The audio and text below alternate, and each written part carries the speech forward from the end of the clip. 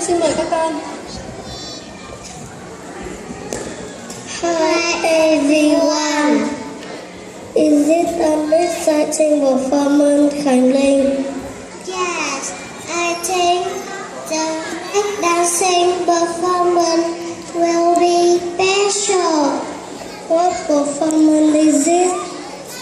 Now we are going to do a sentence for you. We hope You enjoy our dance.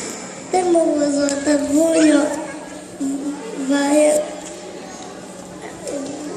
phải không Khánh Linh? Tớ nghĩ chúng mình nên làm một điều gì đó khác biệt trong tiết mục tiếp theo. Xin mời quý vị cùng thử. Đó là gì? Đó là gì vậy? Đó là tiết mục múa quạt của lớp PLB 2. Xin Mời quý vị cùng thưởng thức.